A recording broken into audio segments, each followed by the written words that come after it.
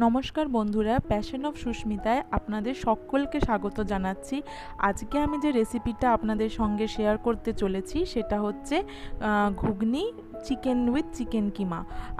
আমি চিকেন কিমা এখানে নিইনি, চিকেনের পিসই নিয়েছি। আপনারা চিকেন কিমাও নিতে পারেন। তো দেখে নিই আমরা কি কি লাগছে এখানে। সেদ্ধ করা মটর, তন্দুরি চিকেন মশলা, এটা আপনারা ব্যবহার করতেও পারেন, নাও করতে পারেন। আর আমি এখানে নিয়েছি 200 গ্রাম চিকেন পিস। আপনারা কিমাও করে নিতে পারেন, কোনো অসুবিধা নেই। 2টো পেঁয়াজ কুচি, 1 চামচ জিরে গুঁড়ো, 1 চামচ হলুদ গুঁড়ো, পরিমাণ মতো নুন, চিনি। আর বাটাতে আমি নিয়েছি এখানে আমি একটা টমেটো, মিডিয়াম সাইজ টমেটো, আদা 1 চামচ আদা আর 3-4টে লঙ্কা পেস্ট করে নিয়েছি। এখানে জিরে ফোড়ন দিয়ে আমি আলু ছোটো ছোটো করে কেটে কুচিয়ে নিয়েছি, রসুন কুচি। আর সর্ষের তেল লাগবে, আর লাগবে কাশ্মীরি লাল লঙ্কার গুঁড়ো।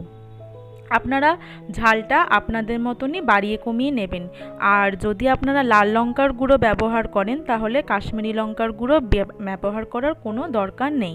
তো আমি এখানে কড়াই বসিয়ে নিয়েছি। কড়াই গরম হলে পরে মোটামুটি 3 চামচ বড় আমি এখানে তেল নিয়ে নিয়েছি। তেলটা গরম হোক, গরম হলে আমি এখানে রসুন কুচি দিয়ে দেবো। আর রসুন কুচিটা একটু নাড়াচাড়া করব, নাড়াচাড়া করার পর পেঁয়াজ কুচিগুলো দিয়ে দেবো।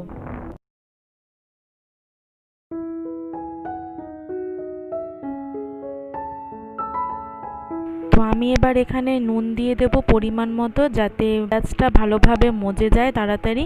আমি এখানে পরিমাণ মতো নুন দিয়ে দিয়েছি। আপনারা যদি চান তাহলে পরেও দিতে পারেন, কোনো অসুবিধা নেই। তা আমি এটা এখন ভালোভাবে মিশিয়ে নেব।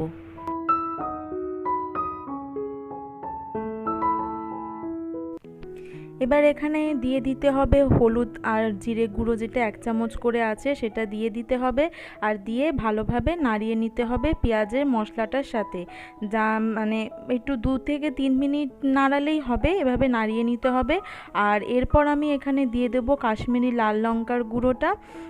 এটাও দিয়ে ভালোভাবে নাড়াতে হবে। বা আমি এখানে না নাড়িয়ে তার আগেই বাটা মশলাটা দিয়ে দিয়েছি, যেটা আমি পেস্ট করে রেখেছিলাম। আর দিয়ে দিচ্ছি পরিমাণ মতো চিনি, সামান্য চিনি, বেশি চিনি দেওয়ার দরকার নেই, জাস্ট টেস্টের জন্য।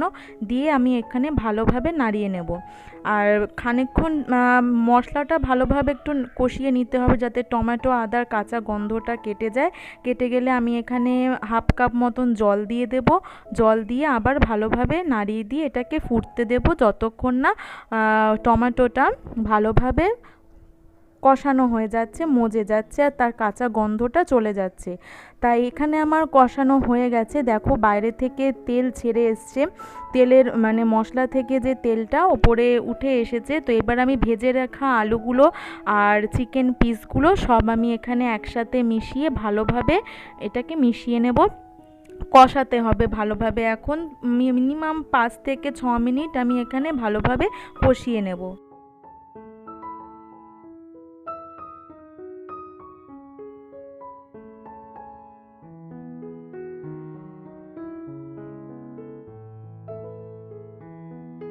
তো এখানে আমার চিকেনের পিসগুলো ভালোভাবে কষানো হয়ে গেছে আলুর সাথে, আর তার রঙটাও চেঞ্জ হয়ে গেছে, একটু সাদা সাদা মতন হয়ে গেছে। তো আমি এখানে 1 কাপ মতন জল দেব আর এটাকে ভালোভাবে কষতে দেব।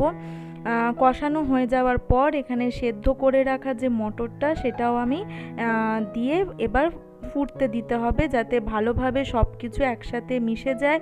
মাংস, আলু যা আছে সব ভালোভাবে একসঙ্গে মিশে তার ফ্লেভারটা ভালোভাবে বেরোয়।